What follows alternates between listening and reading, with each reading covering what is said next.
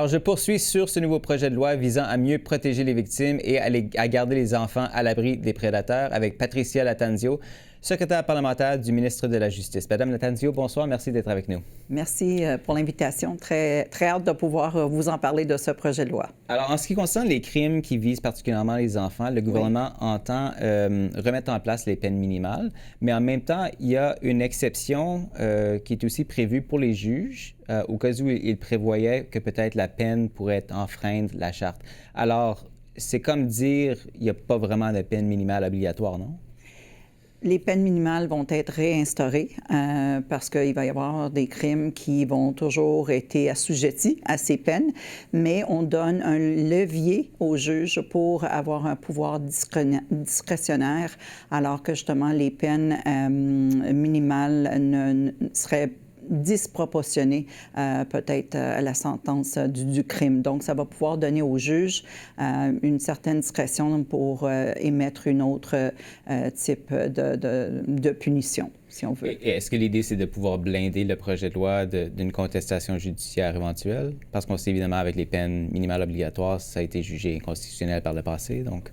Mais vous savez, chaque cas est un cas d'espèce. Donc, dans le dernier jugement qu'on a reçu de la Cour suprême, dans l'arrêt de Senneville, c'était vraiment un exemple particulier. Et donc, c'est à cet égard qu'on a jugé que justement la peine était peut-être disproportionnée à l'acte en lui-même, mais on y va cas par cas, n'est-ce pas? Et donc, nous pensons que justement les peines minimales obligatoires seraient à réinstaurer parce qu'il y a des crimes auxquels cette peine répondrait à la gravité des crimes. D'accord. Les documents d'information qui accompagnaient le projet de loi parlent d'une épidémie de violence fondée sur le genre. Je vais juste citer une statistique. En 2024, il y aurait eu 187 femmes qui ont été tuées violemment au Canada, donc une femme tous les 2 jours. Vous proposez maintenant de criminaliser le contrôle coercitif afin de pouvoir intervenir plus tôt, avant que la violence ne devienne mortelle. Pratiquement, comment est-ce que ça fonctionnerait? En fait, on va criminaliser le comportement lui-même. Donc, on sait que justement, ce comportement peut être sur différents volets. Donc, il peut y avoir un contrôle coercitif sur le plan physique, sur le plan émotionnel, sur le plan sexuel, sur le plan financier. Et donc, tous ces gestes-là peuvent aboutir à potentiellement des fois un meurtre. Alors, c'est là où on va instaurer des nouvelles peines que quand un meurtre a été commis par un contrôle coercitif, la peine, ça serait de 25 ans.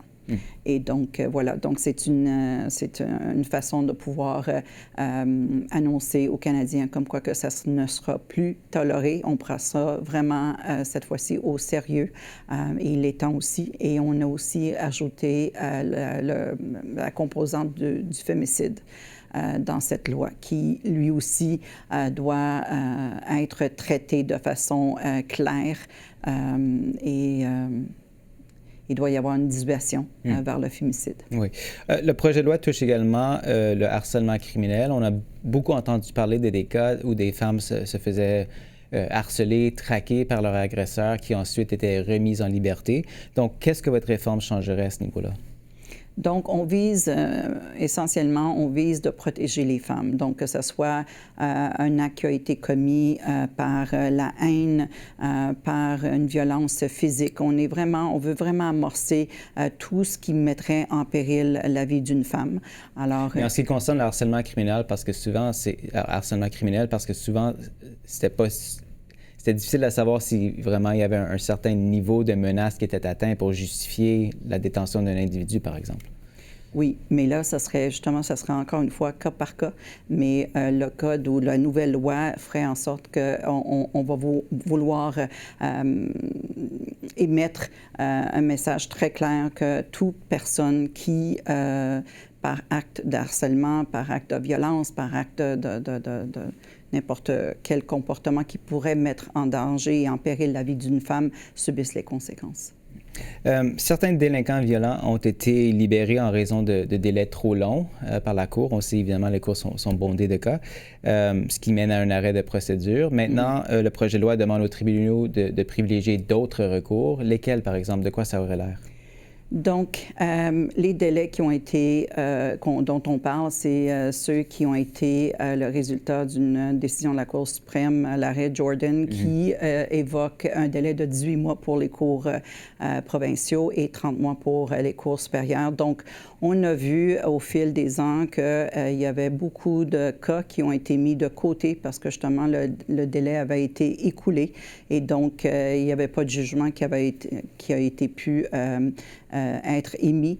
Et donc, pour pouvoir pallier à ce problème, la nouvelle loi, le projet de loi envisage des infractions auxquelles un juge aura encore une fois la discrétion de pouvoir mettre de côté ces délais-là dans des cas peut-être un petit peu plus complexes. Donc, quand la victime est dans une situation où l'obtention de la preuve engendre des délais qui vont aller au-delà justement du 18 mois ou du 30 mois, les témoignages, les experts. Des fois, on sait que les experts ne sont toujours pas possibles ou disponibles dans certains délais. Donc, tout ça pour mettre en ordre ces délais-là et de donner justement la possibilité à un juge d'octroyer un délai supplémentaire ou de faire fi à ce 18 mois ou 30 mois et de donner un petit peu plus de chance aux victimes de pouvoir aller compléter leurs preuves. Il nous reste seulement à peu près une minute, mais oui. Évidemment, toutes ces réformes, ça requiert la coopération, la collaboration des provinces et des territoires. Est-ce que vous allez les aider financièrement pour mettre en place les changements, pour qu'ils puissent vraiment, mettre en œuvre cette loi? On sait que justement, quand on a un système judiciaire auquel on amène des changements et surtout la question des délais, il y a toujours un manquement de place. Et donc, nous sommes très conscients de cela et on a toujours dit, on s'est toujours engagé. On s'est toujours engagé de pouvoir travailler avec les provinces et les territoires et le ministre de la Justice l'a bien dit que c'est une consultation qui se poursuit.